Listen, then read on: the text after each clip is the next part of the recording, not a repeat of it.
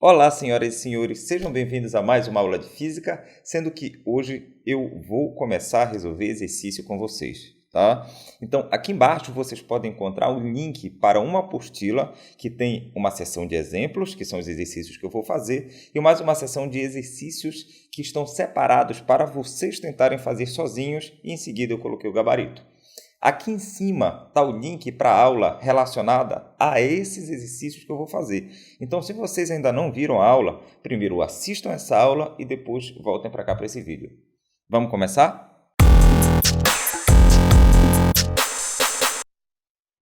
Nesse primeiro exercício, ele está dizendo que um programa de televisão começou às 13 horas e 15 minutos e 20 segundos e terminou 15 horas, 5 minutos e 40 segundos. Quanto tempo esse programa de televisão durou em segundos? Então, ele está querendo que você transforme no final de tudo para segundos. Eu queria lembrar que quando a gente lida com esse sistema de horas, minutos e segundos, a gente está lidando com um sistema hexagesimal, ou seja, que pula de 60 em 60. Tá? Ou uma hora são 60 minutos. Um minuto são 60 segundos. Então, se você lembrar disso, não vai ter problema nenhum na questão. Dá uma olhadinha para cá. Ele quer saber qual foi o ΔT da festa, e você sabe que ΔT é tempo final menos tempo inicial. Lembra disso, não lembra? Então, aqui a gente vai ter o tempo final, que vale 15 horas, 5 minutos e 40 segundos. E eu vou subtrair isso de 13 horas, 15 minutos e 20 segundos.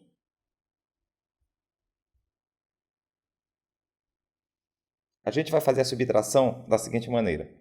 Eu vou subtrair aqui 40 de 20, vou obter 20 segundos, mas quando eu vou subtrair 5 de 15, eu não posso fazer a subtração diretamente, tá? Eu vou ter que pedir emprestado primeiramente. Então, eu vou pedir emprestado 1 hora para cá para os minutos, mas 1 hora vale 60 minutos. Isso significa que esse cara daqui, na casa dos minutos, quando ele receber 1 hora, ele ao invés de ficar valendo 5, ele vai passar a valer 65. Ele recebeu 1 hora. 1 hora na casa dos minutos valem 60. Então, aqui eu não tenho mais 13, eu não tenho mais 15, desculpa, eu passo a ter 14. Então, 65 menos 15, 50 minutos. 14 menos 13, 1 hora. Tá ok? Só que ele quer que você faça isso em segundos. Ele quer a resposta em segundos. Aqui você já tem segundos. Para transformar minutos em segundos, eu vou ter que multiplicar por 60.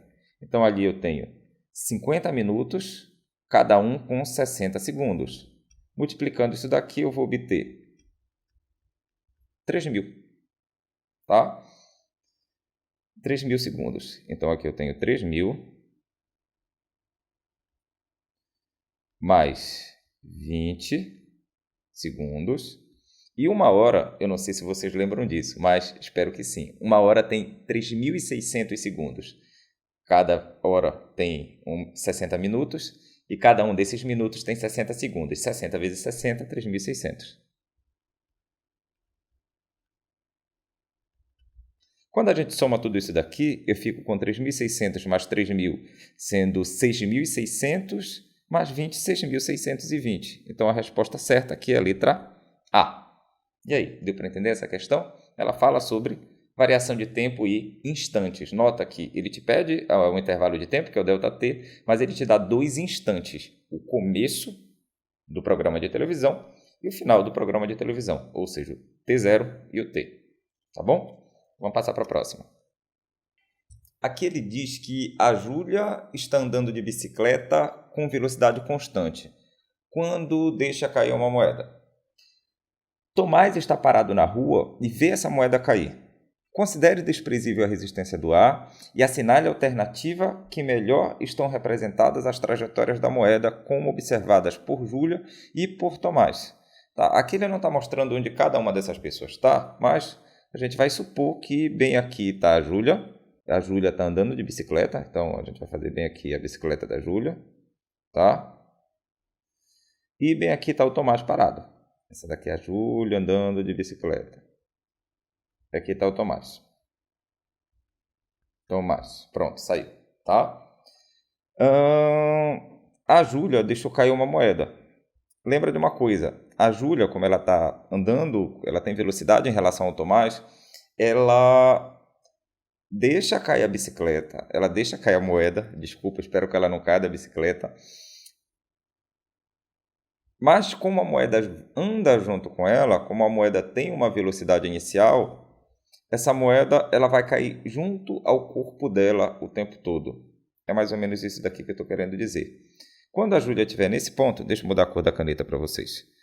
Quando a Júlia estiver nesse ponto daqui, a moeda vai estar na mão dela. Quando a Júlia estiver bem aqui, a moeda vai estar por aqui. Quando a Júlia estiver bem aqui, a moeda vai estar nesse ponto daqui. Quando a Júlia estiver bem aqui, a moeda vai estar nesse ponto daqui. Não sei por que ele está apagando as minhas tintas aqui. Ou seja, a moeda para a Júlia vai sempre parecer que caiu em linha reta. Agora, para o Tomás não, porque o Tomás, além de ver a queda da moeda, ele enxerga o movimento da Júlia para frente. Então, são dois movimentos juntos. Um é um movimento de queda acompanhado do movimento horizontal. Então, vai parecer que a moeda dela fez isso daqui, ó. Deu para entender? Então, para o Tomás, você tem um movimento que é uma parábola. Então, aqui. Para a Júlia, esse movimento vai parecer uma linha reta. Que é isso daqui. Então, a resposta correta disso é a letra C. Deu para entender como é? O terceiro exemplo diz o seguinte: enquanto o professor escreve na lousa, o giz está em movimento em relação à lousa, o giz está em repouso em relação à lousa está em movimento. Para, tá? Existem algumas perguntas como essas que podem parecer bem facilzinhas, mas eles têm como complicar a vida de vocês. Quer ver? Essa caneta que eu estou segurando. Vocês estão em repouso ou em movimento em relação a essa caneta? E aí? Já decidiram? Pode parecer uma pergunta meio estranha, mas se eu perguntar para vocês se a caneta está em movimento em relação a vocês, vocês sabem, tá? Vocês estão vendo a caneta em movimento. Sempre que a resposta for positiva em relação ao movimento ou positiva em relação a repouso, vocês podem inverter o referencial e manter a resposta. Por exemplo, se eu disser assim para vocês, a caneta está em movimento em relação a vocês, então quer dizer que vocês também estão em movimento em relação à caneta. Deu para entender? Se a caneta está em movimento em relação ao Daniel, o Daniel também está em movimento em relação à caneta. Lembra que repouso e movimento não significa estar andando, estar mexendo as pernas. Significa estar mudando de posição. Então, se essa caneta daqui tivesse olhinhos e ela conseguisse ver vocês, ela veria vocês mudando de posição, porque a cada momento eu estou mudando a posição da própria caneta. Então, acompanhe aqui comigo. Ele está dizendo que o professor escreve na lousa. O giz está em movimento em relação à lousa? Tá. Não dá para escrever parado, né? Se ele dissesse a lousa está em movimento em relação ao giz, também está certo. O giz está em repouso em relação à lousa? Não, não dá para escrever parado. A lousa está em movimento em relação ao chão? Espero que não, né? A lousa está em repouso em relação ao giz? Não, não. O professor está em repouso em relação à lousa. Assim, gente, essa questão ela era passível de anulação, porque, querendo ou não, não dá para você dizer que o professor está escrevendo em repouso ou em movimento. Por exemplo, eu, quando dou aula em quadro, eu escrevo andando sem problema nenhum, tá? Então, ficou meio dúbia essa daqui.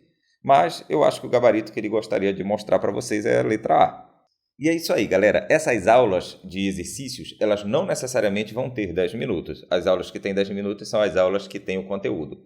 Aqui eu vou passar o número de exemplos que eu acho melhor para vocês, tá? Então a gente pode passar menos de 10 minutos ou pode passar até mais. Então é isso aí. Espero vocês na próxima aula. Muito obrigado e valeu!